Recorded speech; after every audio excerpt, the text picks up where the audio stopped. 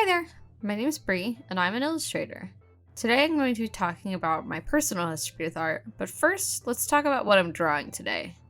For this speed paint, I'm drawing week 1 of Mermaid with Erica by Erica the Goober over on Instagram.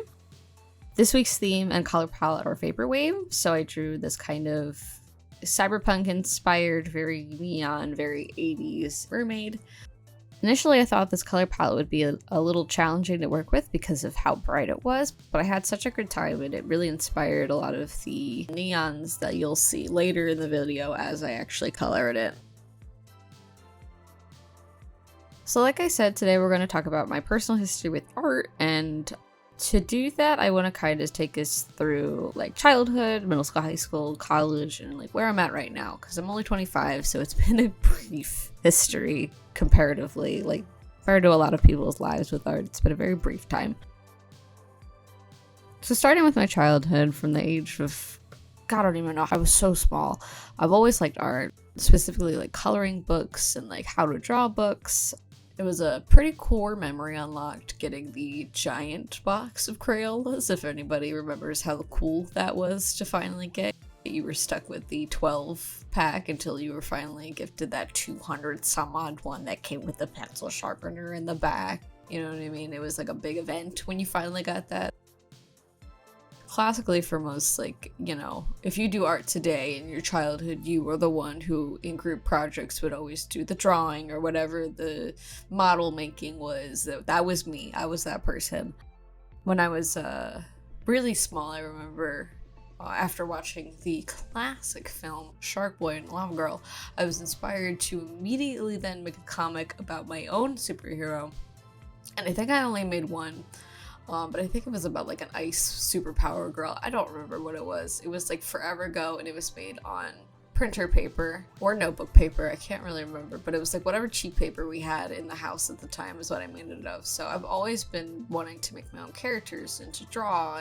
Something with art, I've never not wanted to do art. But when I was really small, I would always just tell people I wanted to be an artist. I never really had a full direction on where that could take me. Like when you're young, your only idea of what art can be is like a painter. You know, that's the art you're introduced to when you're really young, and that's the kind of art you always see. So when I was really young, I was like, oh, I want to be a painter. That didn't happen. And we'll get into why, but that didn't happen.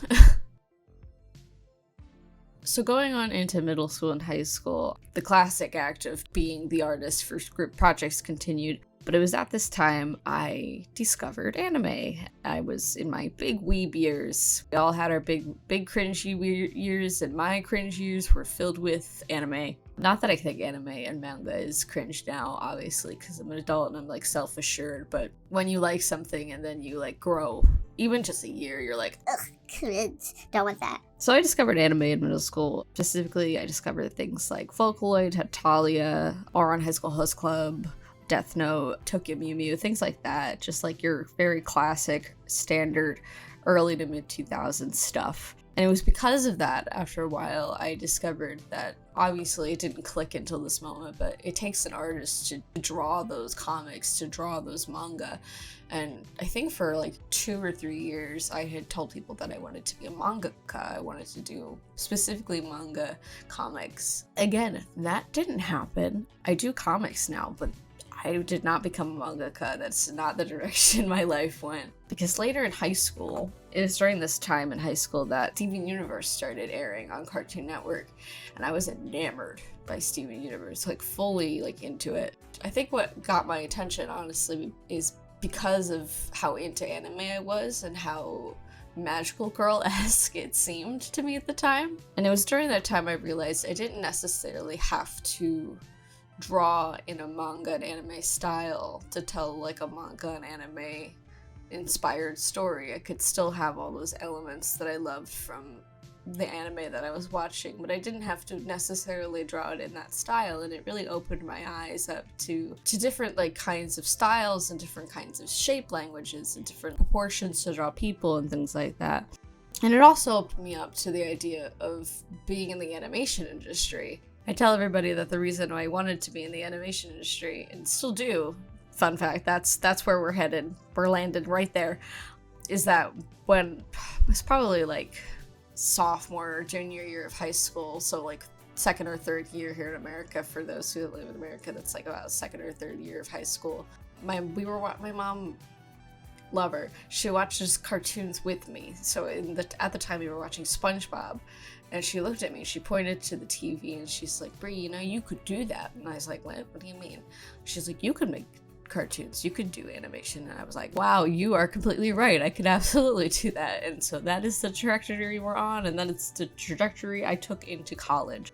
Going into college, I wanted to actually be an animator. I wanted to physically draw the thing, make it move, learn how to animate.